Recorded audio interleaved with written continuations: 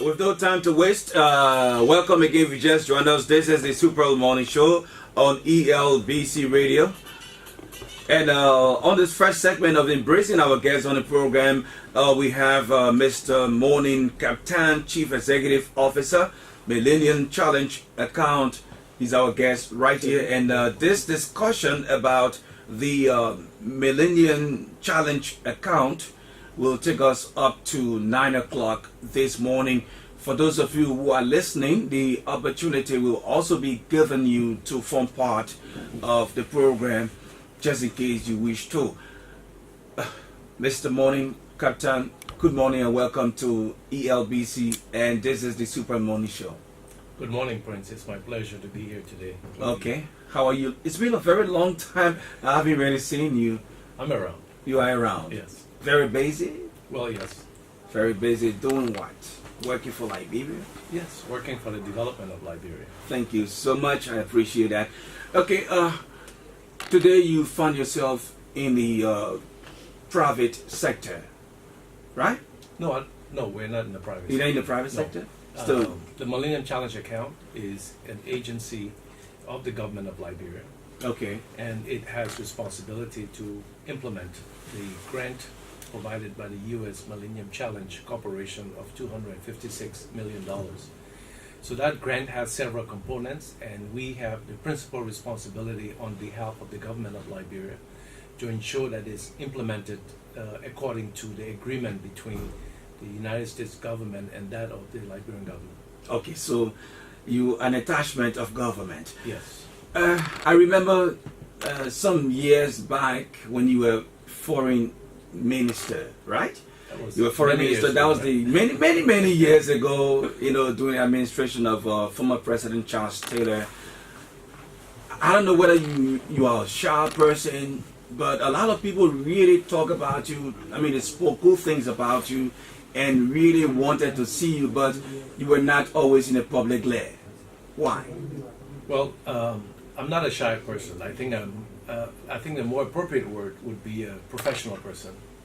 And so I pursue a professional career, and I stick to it, and I try to do the best that I can in whatever assignment that I have, and make my contribution in a quiet way. Okay, let's go deeply now into this institution, institution that you head, the Millennium Challenge Account. Tell us, what is it all about? Well, as you recall, in early 2015, in January to be specific, the United States government and the Liberian government signed a grant agreement. Mm-hmm. That grant agreement provided the amount of $256 million for development projects in Liberia. And so part of that agreement provided for an agency that would be what we call an accountable entity. That agency's sole responsibility is to ensure that the grant agreement is implemented according to the terms and conditions. And so that is where Millennium Challenge Account comes in. Mm-hmm. We are an agency created by an act of the Liberian Legislature. We have a limited lifespan. Our lifespan is up to the end of the compact, which is January 2021. And so if you do your math, we're halfway into the compact, and we have roughly about 2.5 years remaining to implement the remaining aspects of the compact. Okay, as we all talk about the development of Liberia, tell us what has your institution done, in terms of helping in the developmental work of this country, with especially this pro government? Well, the whole purpose of the compact is to reduce poverty. That's the ultimate objective. To reduce poverty. To reduce poverty. Now, the logic that MCC uses is that we must first begin by stimulating economic growth. If you don't stimulate economic growth, you cannot create opportunities for income generation. So the logic, therefore, is to stimulate economic growth. When you stimulate economic growth, it creates opportunities for income generation, incling employment. How do you go about stimulating economic growth? Let me do the logic, okay. then I'll come back to that. Okay, no problem. So once we stimulate economic growth, there's more and that basically means that there's investment into the economy. Once there's investment into the economy, it creates opportunities for job and income generation. Once you can put income in the hands of the average person, it empowers them to address their basic needs. Therefore, you have money to send your children to school. You have money to seek medical attention. You have income to repair your house, for instance. You have income to do various things. That helps you to reduce your own state of poverty. Now, how do we get there? The Millennium Challenge Corporation required every country that seeks a compact grant to undergo an economic constraints analysis. What that means is that we have to do a complete analysis and survey of the Liberian economy, and the purpose is to determine what is the constraint to investment, what is constraining investment in our economy that will stimulate growth. Once we determine that, then the compact funds are geared towards addressing those constraints. So yes, we did do an economic constraints analysis. The results were released in September of 2013. And in that study analysis, we found out that the two binding constraints to economic growth in Liberia were, one, the availability of affordable and reliable electricity in Liberia, and the second were just the access the road transport infrastructure network. So roads were was the second. So there were two basic constraints. With that report, and let me say that that analysis was done through a prescriptive method that was given to us by MCC. So we didn't just go on our own doing things any way we wanted to. A model was presented to us from Harvard Kennedy School, and we had to follow that model and do the analysis. It had to be peer reviewed and vetted. So we had it peer reviewed by IMF, World Bank, several institutions before it was accepted by the US government. And from that, we went ahead to develop programs around electricity and roads. And so the compact specifically addresses those two constraints. It cannot address it 100%, but we work towards addressing what we feel are some of the key components of those constraints. And that is why the compact is specifically geared towards addressing the question of electricity and the question of roads. Okay, talking about the availability of electricity in Liberia, which I think is of essence to government and its citizens. Let's talk about some specific interventions under the compact relative to the Mount Coffee hydro plant rehabilitation. What are the benefits for the rehabilitation of the hydro? Yes. What benefits do we get? Well, first, let me give a little background into the hydro project. As you know, the government took over this project and asked donors to assist with it.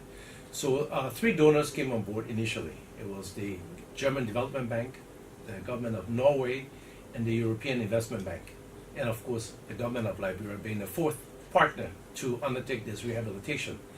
The agreement signed between the 4 parties indicated that the Government of Liberia would pay 20% of the cost plus any additional cost of the project, because they had budgeted the compact at the Mount Coffee rehabilitation at the time to about 250 million. So with Ebola, the government found out that they could not meet their 20% commitment, and there were huge overruns because of delays in the project. There were other issues involved. So MCC decided that one of the first things we do under the compact is take over the government's commitments under this arrangement for Mount Coffee. So we take the 20% and any cost overrun. That actually ended up being the largest component of the cost of the Mount Coffee, meaning that MCC paid for 40% of the cost of Mount Coffee to a tune of about $140 million. That's something the government of Liberia would not have been able to do. And without the compact, we would not have Mount Coffee available today.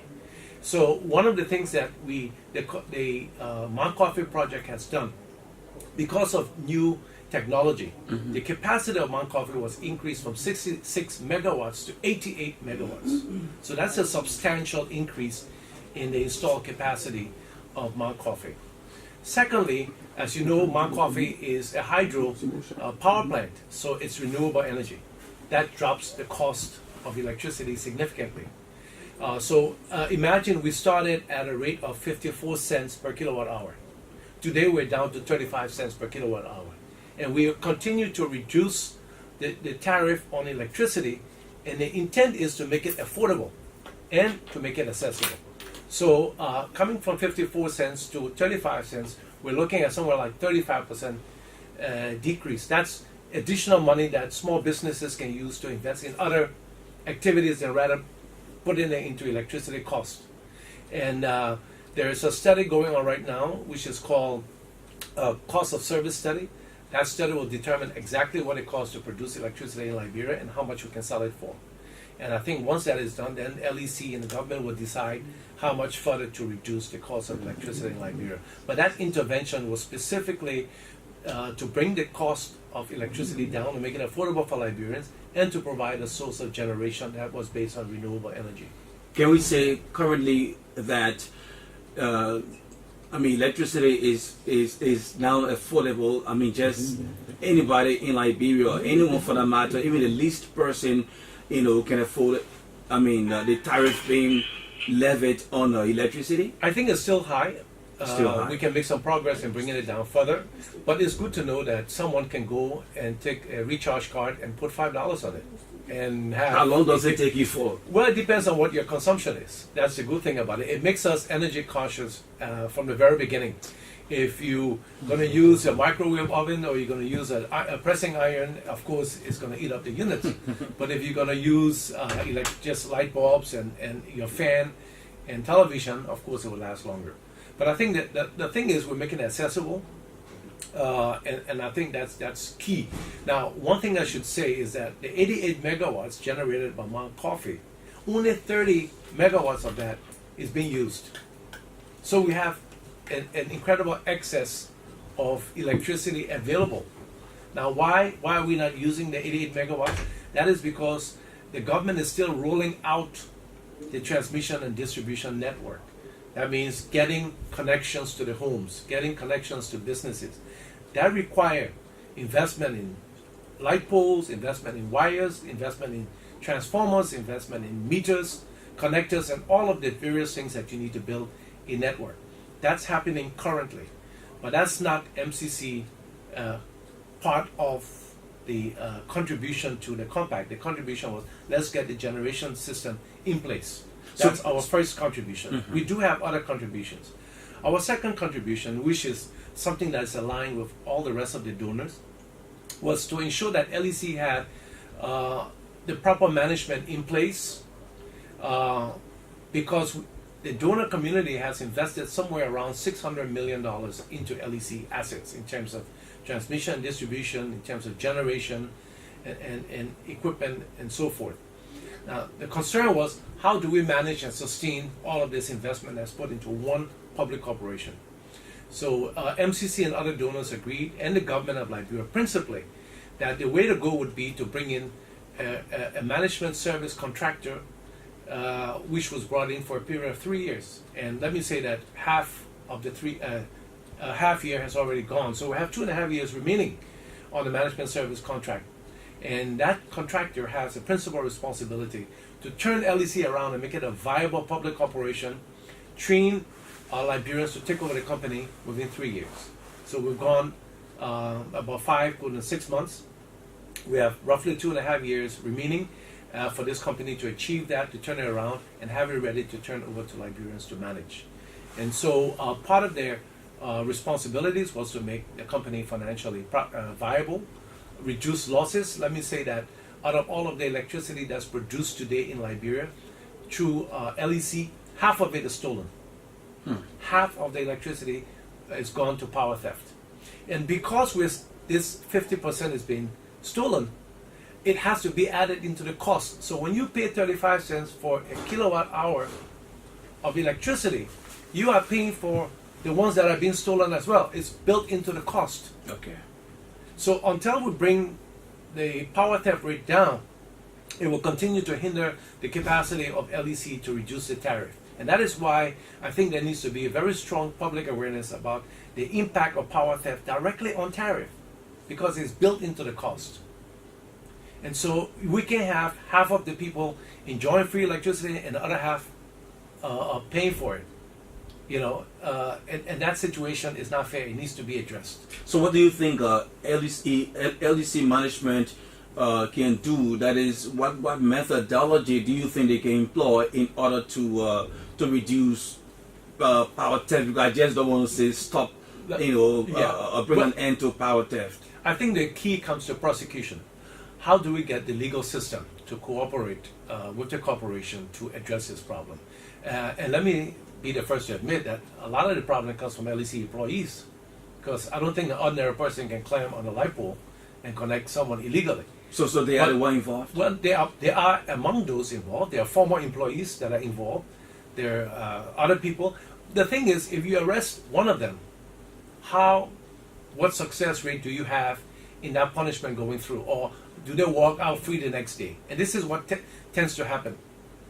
So the legal system really has to be strong enough. The prosecutorial functions of government has to come into play, and people have to be afraid to do this. And LEC is just one of the examples of theft of public services.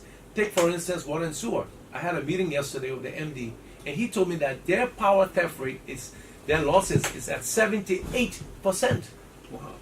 So only 22% of what they put out in terms of water into the system is all that they get, they can account for and get paid for. So it means when it comes to developing Liberia, transforming Liberia, making Liberia a better place, we are our own problem, because we are causing the problem for ourselves. Yes, I think instead of helping government, we are breaking things down. Yeah, we break things down and then we criticize the government. That's the worst part of it. It's like someone throwing trash in the street and then complaining that the government is not cleaning the streets. That's the kind of situation you have. Okay, we are aware that under the compact and the energy sector support, the MCAL is building the LEC training center. How does that hold in the manpower development of the Liberia Electricity Corporation? Yes, as you are aware, a lot of the very skilled staff at LEC at retirement age, some of them died during the war. We've had a generation that have not been trained. So we don't really have the skilled manpower adequately in Liberia to address the problem of the human capacity needs in Liberia. And let's not only look at it at LEC from the standpoint of those who work in LEC. Mm-hmm. But when LEC brings a line and connects a house, what about the guy you hire to wire your house? If he's not trained and he does a bad job, that's a fire immediately. So we have to train people from where LEC ends and where the outside begins throughout the entire country. So the idea of building this training center is to build the capacity of LEC staff, those who will be potential employees of LEC, but we also have a program to link the training center to BWI. So at the level of the technical vocational training institutions, we have a link between the two so that we're training not only for LEC, but also for the electricity sector as a whole. This is going to be a modern, state-of-the-art training center with all of the equipment. We will have a yard there where people can do simulations of going on a pole, connecting transformers and so forth. So it's going to be a proper program. The center will be equipped. They will have a curriculum. We're doing curriculum development for them.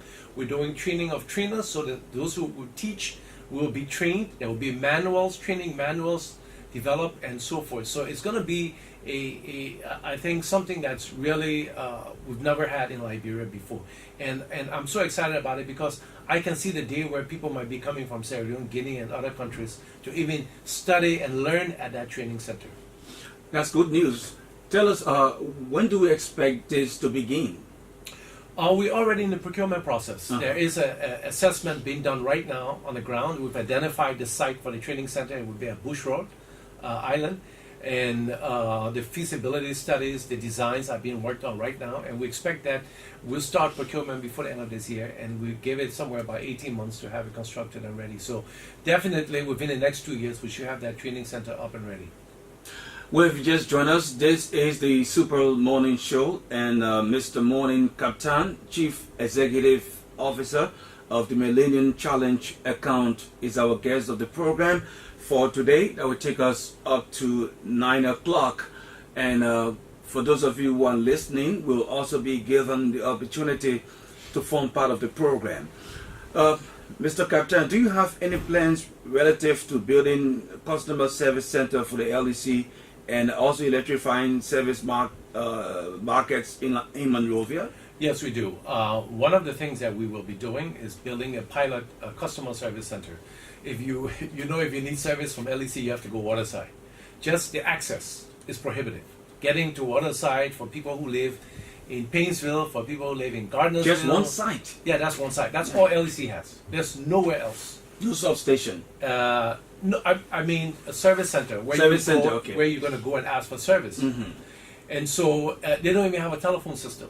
So when you call, is one person. No telephone. So imagine a service center that operates like that. So one of the things we're doing is we plan to build a customer service center. We've already put out the procurement. We started the procurement process to have it designed, and we want to build a service center somewhere along the Painesville corridor area, between Painesville and the Kakata corridor. And the intent is to have a second point where customers can go. We have a big enough waiting center. They will have a telephone system where they can route several calls at the same time. We train customer service agents, and we help them put into place procedures. That should be a pilot. When that works well, hopefully LEC can add additional customer service centers around. In addition to that, we're going to go waterside, and that current center that's there, we're going to rehabilitate it, fix it up. And one of the things is missing. If you're a customer, just imagine you come from Painesville, you go to waterside. You're there for 4, 5, 6 hours trying to get service, and you need to use the bathroom. There's not even a bathroom facility. Those are things that we're adding to the customer service. And sometimes you get there to receive service. Yeah. People don't even attend to you. Exactly. They don't even listen to you. Yeah. So all of that. Customer service. Yeah. So we have a very keen interest, because you cannot make LEC viable if it's not catering to customer needs, because that's where your revenue is coming from. Your revenue comes from the customers. And I think we don't need to argue about the logic that the more customers you have, the more money you make. Definitely. Okay, and so LEC should be getting out there trying to get people on the grid, connecting people so they can make money. Currently, LEC has over 500 employees. Most of the income they receive goes towards paying just payroll. They don't have money left over to even talk about doing connections, and this is why it's totally donor dependent. And that's why we have to turn LEC around and make it viable, because they're selling a product that everybody wants. So in terms of a business case, it should not be any rocket science that what is required to be done. You also asked me about electrifying markets. Sure. One of the things we want to do is we want to make sure that there's access to electricity. If you go into a market hall in the rainy season, it's pitch dark. And then in the evenings, people can work an extra hour or two, or even do other activities in the market. So one of the things we're trying to do is identify close-in markets that we can electrify and make sure that it's well lit for security purposes, for people to work a little later if they want, 1-2 extra hours if they want to have, for instance, evening classes for adult literacy. It's available in the rainy season when it's dark in there and people can't use the hall. They can use it, and generally people tend to go outside of the market because it's also dark. So we hope to make that intervention and have at least 3 major markets in town. We have them lit up. Okay, lots of issues to still talk about before going to the telephone lines in order to begin taking our calls. But can we just talk about the water pipeline project? How is it connected to the energy project? Yes, that pipeline existed before the war, but it's been damaged. And the reason that pipeline was installed was the dam we have on the St. Paul River. Whenever you close the gates, the water from the Atlantic Ocean comes into the St. Paul River and brings with it a lot of salt.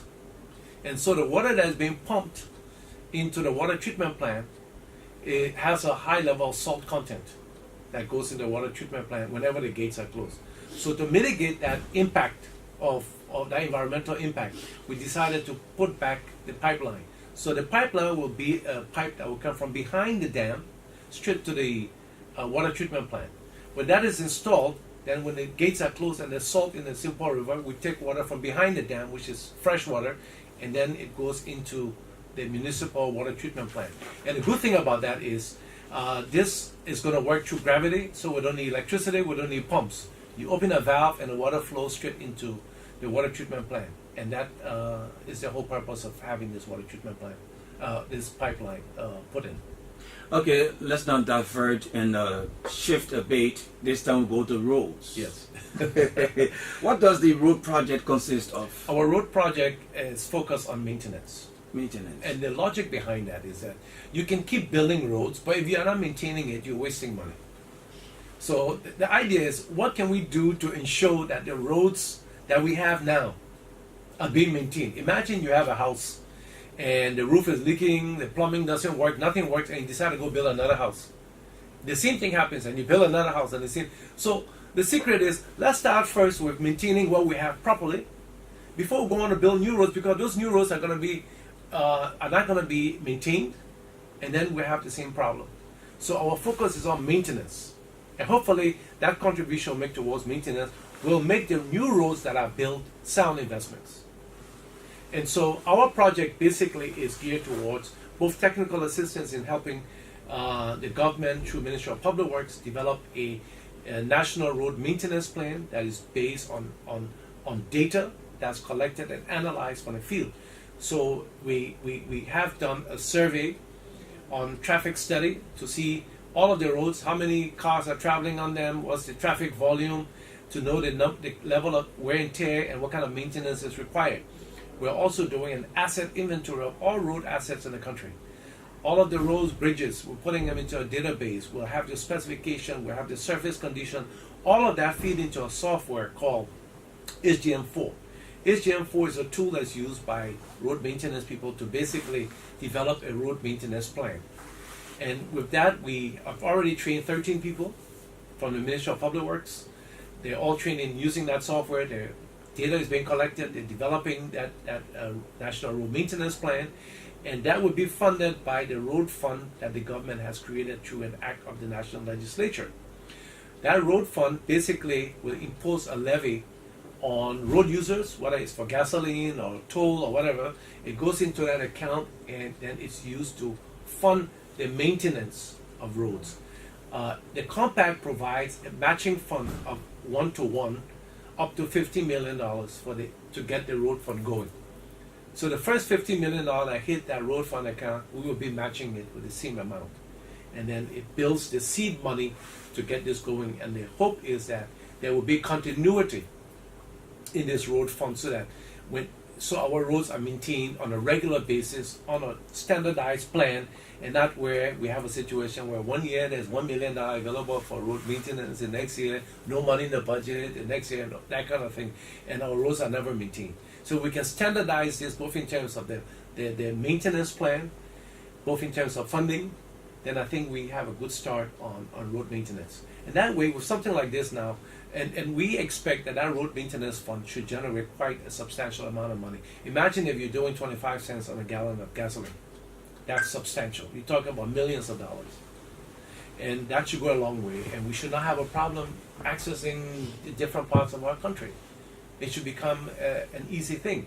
And so all of the money that the government is now planning to invest in new roads, that plan should incorporate them into the maintenance, okay, so that we can maintain it. That is basically our contribution towards the road. We could go and build a road of a couple of kilometers, and then after 2 or 3 rainy seasons, it's gone. That's not sustainable. Cannot match that those funds until it's available. Until the funds are available. Yeah. Okay. All right. Let's go to the telephone line and to speak with our first caller on the line. Good morning. Yeah. Good morning. What's your name? Okay, Maxwell. Go ahead. Well, you know, for us, like business would look for so well, but to act upon things that are problems. It is in terms of good things. I want to urge him so that it can put some posts or some, vigorous steps towards power test. It's causing a serious problem for me. I'm on the current, and this task. But please, it's no kind of man, the money for the media is gone. we're not be paying for those who are pretty current. They need to also maintain the place to tell them the policy to those people who are involved in such acts. That they always need to what you all think that they can do that. They see the child to be a threat. You're not just something like that thing about it and you don't take any action. People keep on doing it. Thank you. And we blame it. We blame that. It's the same for the money in the currency in the space setup. Thank you for. Okay, thank you so much for your input on the program. This is the Super Morning Show. Call us on 0776 089 713 and be a part of the program. This caller is on the line. Good morning. Good morning, Mr. Ture. Okay, go ahead. Good morning to your student. My name is Ojuku Oboswa Ojuku. I listened to your student in so excellently. He make my day. And I believe with this people agenda, Liberia is about to get on the path of development, and Liberia is about to go back to the days of normal days where we will continue to enjoy electricity in our country. And the issue that has to do with electricity, I think, is very much important. And the issue that has to do with the customer service in our rural community and cities, I think, is very much important because the customers are catching hard and difficulties to get to the AEC authority whenever the explanation of breakdown. And more often the storm will come and sometimes the pool will drop and we don't find the AEC authority coming on to their course speedily. So we pray and hope that when the customer service is established, it will also help our people. So pray and want to wish your still guests success in the endeavor that they will continue their full work to make our country a better place. Thank you very much. Thank you so much, Ojuku. Call us on 0776. Our guest is taking note, and just after we get you with the calls, we will get back to him to respond to some of these comments made. Call us on 0776 089 713 and 0880-514-096 and be a part of the Super Morning Show, and it's right here on ELBC Radio. You know, sometimes we can encounter a problem with our main lines, and so for those of you who are listening and want to form part of the program, I give you this alternative number, and that's 0777-549989. Again, 0777-549989 is the alternative number, just in case you are finding it so difficult to get through to our main lines. And the main lines are 0776 089 713 and 0880-514-096. Let's go to this line and talk to this caller. Hello. Hello, welcome to the Super Money Show.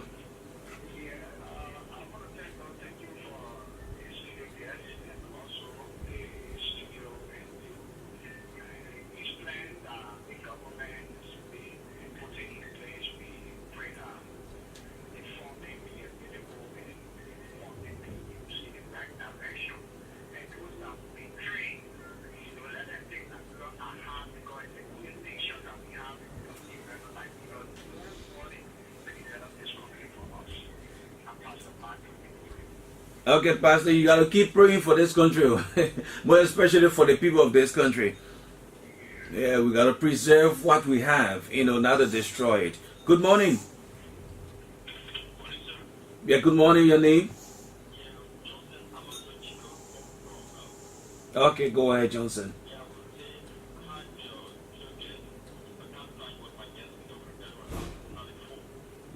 You were a lucky man.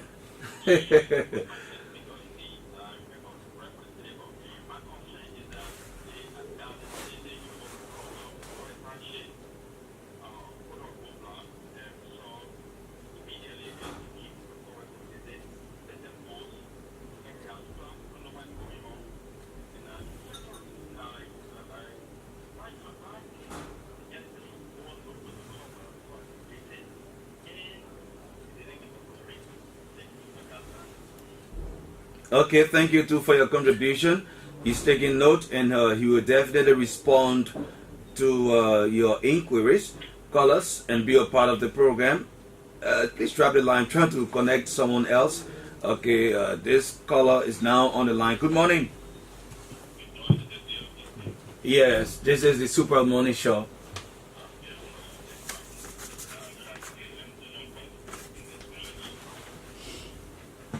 Go ahead.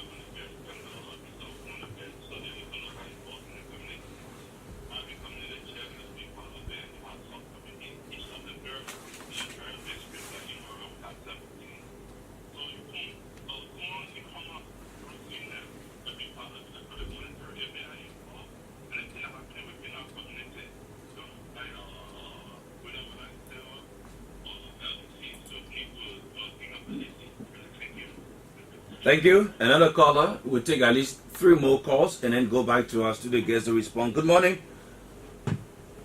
Hello? Hello? Yeah, good morning. Go ahead. This is Prince Tule.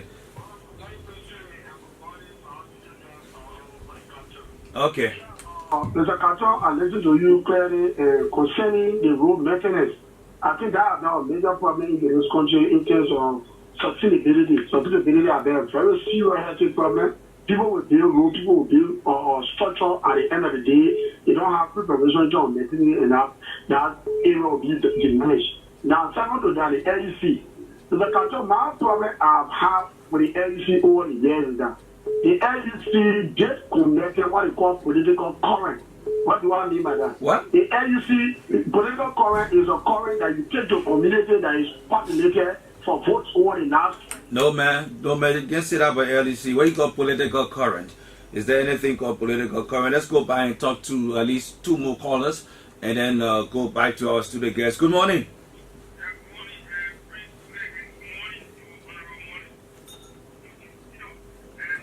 My name is Monie R.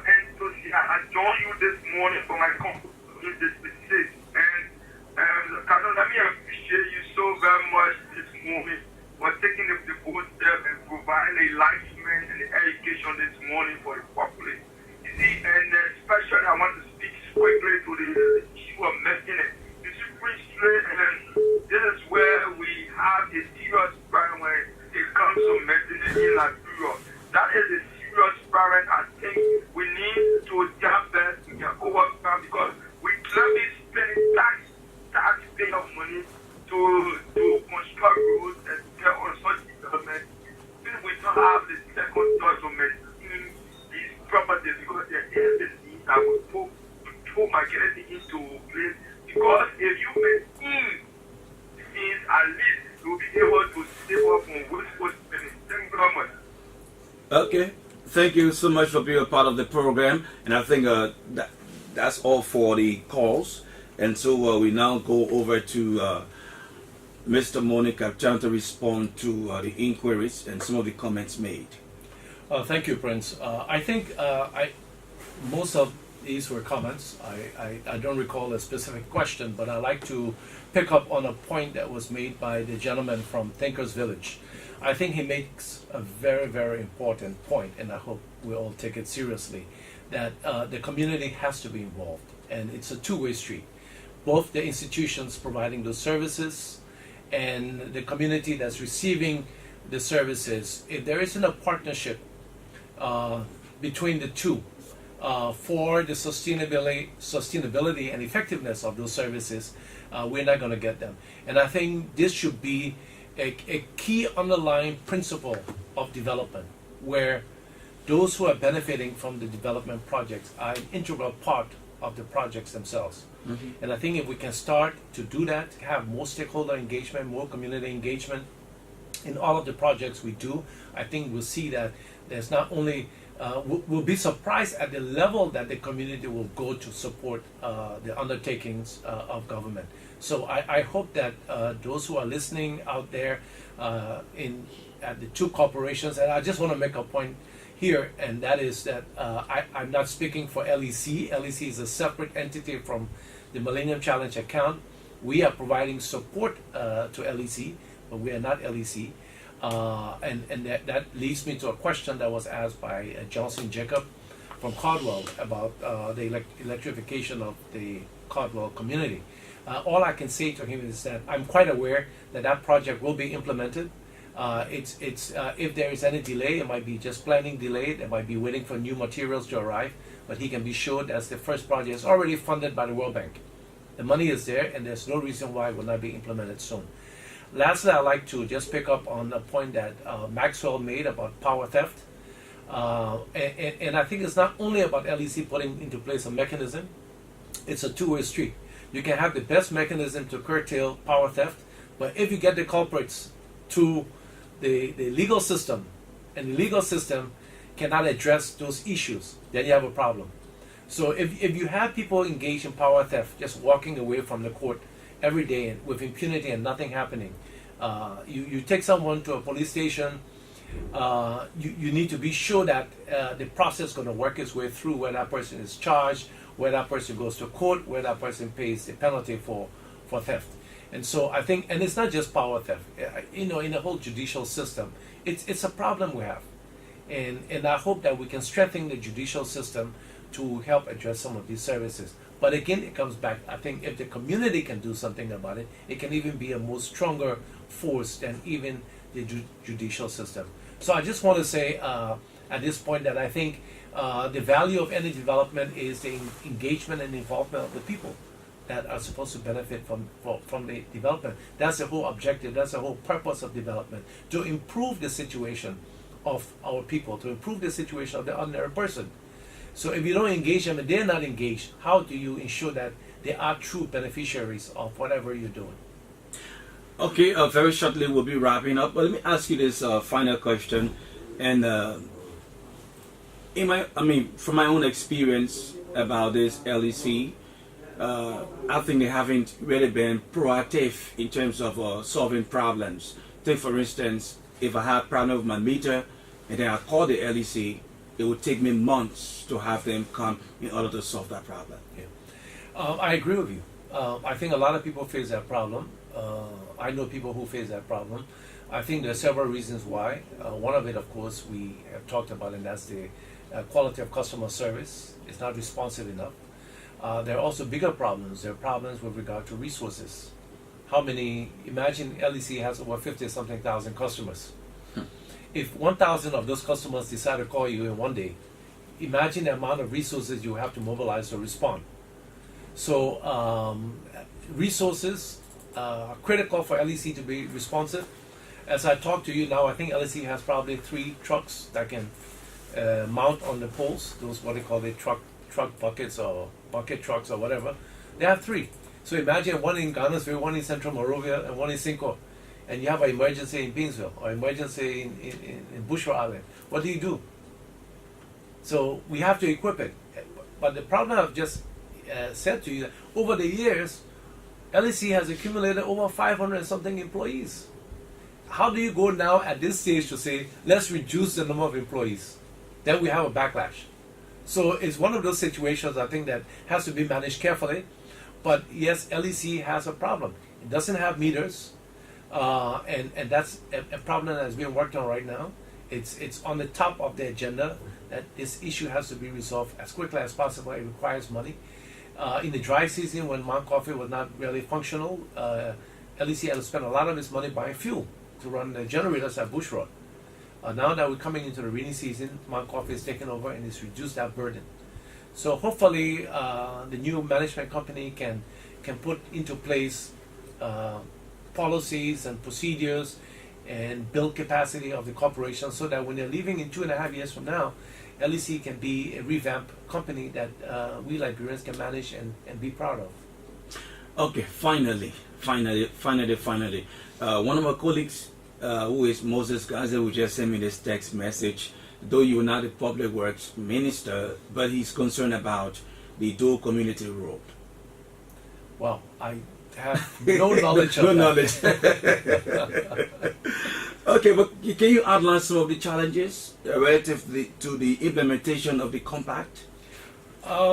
Yes, I think we have. It's time. You know, as I said to you, the compact ends in 2021 January, so we don't even count 21. Let's just say 2020, and we have to implement this project. And any money that's not spent remains with the U.S. federal government. Wow. Yes. So sometimes ministries that we interact with do not see the importance of the time constraints that we work under. So you ask for information, there are conditions we have to meet, there are delays, you have to run behind people, projects are delayed, and I think that's the biggest challenge. Sometimes just the availability of information. You might need certain data, you might need certain information, it's not available. And you can't move beyond that because the compact, although we have all these projects we're supposed to undertake, there are conditions. The U.S. government has put conditions on the release of these funds. Now, I just want to make one point clear. When we say $256 million grant, it's not money the U.S. government has taken and put into a bank account in Liberia that we control. That money sits in the U.S. Treasury Department. Only when we have had a job done, we write them and then they pay the contractor directly. Wow. Yes, that's how it works. So that money is not sitting here. We don't hold it. We're not sitting on it. So if we don't spend that money, by the time the compact is over, we cannot request those funds beyond January 2021. So I had to make telephone calls to ministers, to agencies of government, trying to implore them to take seriously the time limits that we have to work within, and that we need to spend this money. It will be a disgrace to Liberia, to the Liberian people, if we have to end up at a situation where there are millions and millions of dollars sitting in the U.S. Treasury Department that we did not have the capacity to expend. Okay, thank you ever so much, Mr. Monie R. Captan. He's the Chief Executive Officer of Millennium Challenge Account. Thanks for accepting our invitation. Thank you, Principal. It's my pleasure. And it's always a pleasure having you here. Well, let's take a break. This is the Super Morning Show on ELBC.